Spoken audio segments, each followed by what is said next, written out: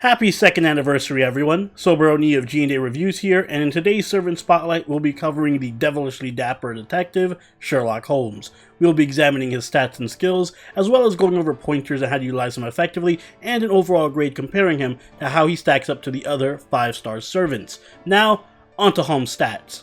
Holmes has a max HP of 13,365 and a max attack of 11,495, which becomes 12,644 when factoring in his class damage modifier. He has the highest attack stat among the ruler's servants, but his HP ranks at the bottom of the list for 5-star rulers. However, when compared to the rest of the 5-star servants, his attack is just about average, while his HP is slightly below average. Overall, his stats are more balanced than most servants, but with much more of an edge on offense compared to most rulers. Taking a look at his skills, his first skill is Natural Insight, rank A++. It inflicts NP seal for 1 turn on an enemy, and also grants between 10 and 20 crit stars depending on level. His second skill is Deductive Reasoning, rank A+. It increases his crit star gather rate for 1 turn between 300 and 600% depending on level, and it also applies Nullified debuff to himself for 3 turns. And finally, his last skill is Body 2, rank B++.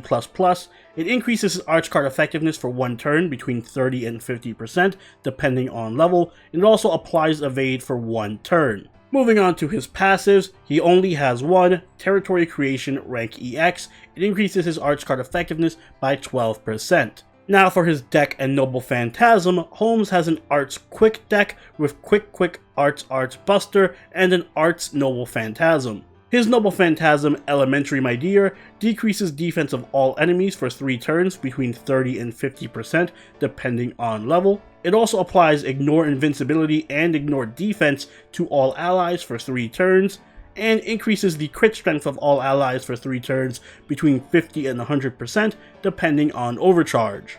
Taking a closer look at his cards, we see that his Quick card hits 3 times, his Arch card hits 3 times, his Buster hits 4 times, and his Extra Attack hits 5 times. He has an NP gain rate of 0.76% and a star rate of 10%. This translates into great base Noble Phantasm gain, made better through his arts buff and passive, but just about average star generating due to the low star generating rate and 3-hit quick card. In contrast to his rather middling attack and HP stats, Sherlock Holmes is one of the most specialized and niche servants we've gotten up until this point in the game. He is a support servant that excels at using his Noble Phantasm to set up powerful, high DPS crit teams, and he does this to great success in large part due to his highly synergistic skill set. Holmes packs only one passive, but it's a good one. Territory Creation rank EX gives him a nice buff to his already stellar Noble Phantasm gain, ensuring that he can set himself up easily for multiple NPs in any given battle. Holmes' active skills, on the other hand, may seem more random at first, but they all work hand in hand toward a very specific playstyle. Natural Insight provides Holmes utility in the form of a Noble Phantasm Seal and an instinct-like Crit Bomb. While Noble Phantasm Seal and Star Generating may not seem like 2 skills that pair particularly well together, the short cooldown on Natural Insight helps a lot because it allows you to have a solid defensive option or star generating usually available whenever you need it. Holmes' second skill, Deductive Reasoning, plays off of this by giving him a strong star gather buff. It also gives him a debuff immunity for 3 turns, which makes it particularly strong for harder challenge quests, a theme that you're going to see a lot with Holmes. Finally, Body 2 is Holmes' only damage buffing skill. It is a mana burst that applies to arts cards, and it also applies Evade as well. It functions very similarly to Jack's Murderer on a Misty Knight skill. It's worth noting that all 3 of Holmes' skills have a 5-turn cooldown and can all be used simultaneously to set up a strong combo. When Holmes has an arch card available, you can activate Natural Insight to grant your stars, followed by Deductive Reasoning to absorb them, and then Body 2 to further increase your damage and NP gain.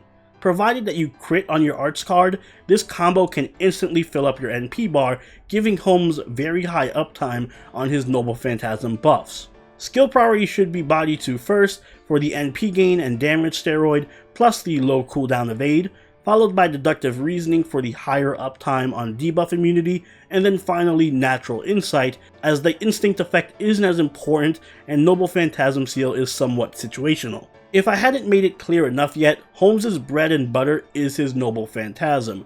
It lowers the defense of all enemies by a large amount and grants all allies Invincibility Pierce, Defense Pierce, and a big crit damage buff, all for 3 turns.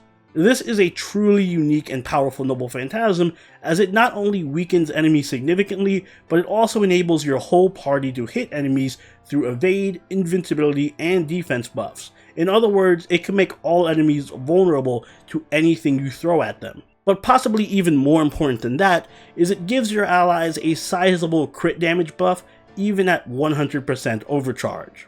All these things on their own are strong, but the true appeal of Holmes' Noble Phantasm is that these effects can have near permanent uptime thanks to his incredible NP gain rate. Holmes can Noble Phantasm multiple times easily, sometimes in back-to-back turns if you utilize the combo I mentioned earlier. So keeping enemies permanently weakened and rendering all their defensive buffs useless while simultaneously empowering your own team's crit damage is pretty incredible. However, to pull off this kind of a setup successfully, Holmes really needs to be used in crit teams alongside other arts and quick servants. Holmes' buffs are very specifically tailored toward crit teams, and he also needs crits in order to keep up his NP spam. So a steady and consistent stream of crit stars is essential to using Holmes effectively.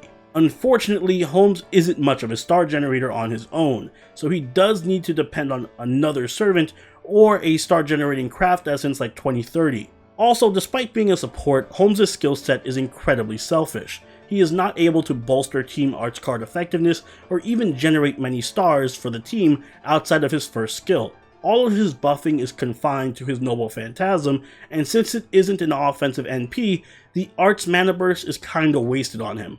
Holmes' skill set is very much geared toward working in challenge quests, very similar to his other ruler counterpart Amakusa.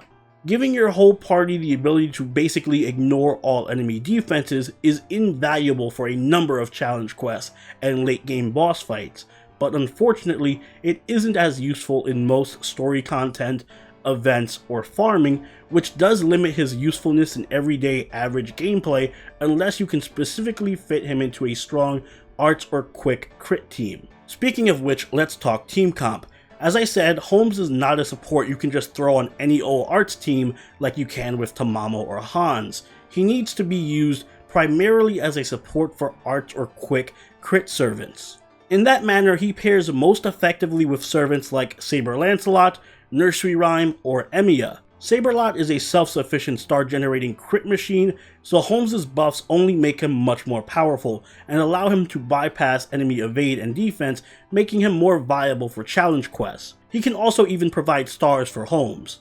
Likewise, both Emiya and Nursery Rhyme appreciate more crit damage on their already strong crit-based kits, but both of them also have 3 arts cards in their decks, making them excellent for boosting Holmes' NP gain through arts chains. So you'll be able to Noble Phantasm spam with ease. Holmes isn't self-sufficient though, so he does need a star generator to enable him, and servants like Edison, Fuma, or Emiya Assassin are ideal. Edison is a great star generator for short fights thanks to mass production, and his concept improvement can massively improve the crit buff on Holmes' Noble Phantasm. Fuma or Cursed Arm Hassan are going to be the most consistent and easily obtainable star generators you have access to, while Emiya himself is a good star generator with extra utility for challenge quests thanks to his targetable taunt and Noble Phantasm drain.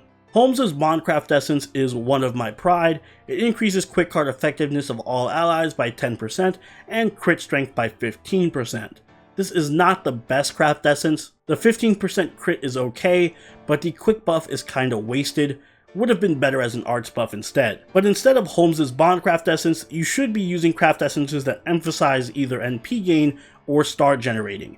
If you want more NP gain on Holmes, then I suggest using Divine Banquet, Magical Girl of Sapphire, or Prisma Cosmos. Divine Banquet and Magical Girl of Sapphire work best if you are on a solid arts team, while Prisma Cosmos might be better suited for a quick arts hybrid team where arts chains aren't as easy. If you would rather focus purely on Holmes' strength as a crit support, then I heavily suggest Fox Knight's Dream, 2030, or his Rightful Place for quicker fights where you want to get your Noble Phantasm off ASAP. As far as future proofing goes, one craft essence that you should keep an eye out for this year is Trick or Treatment.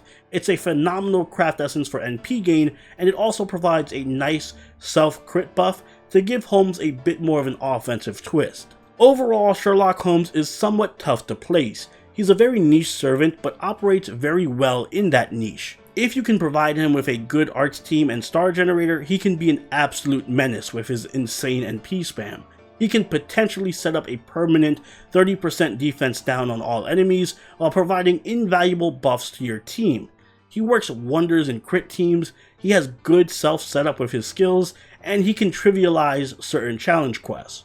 But on the other hand, without ideal circumstances, i.e. outside arch crit teams, he doesn't offer much utility or buffing. His skills are very selfish, which is not good in support, and he doesn't perform nearly as well in your average everyday content, whether that be farming or doing events and story. So overall, he gets a B from me.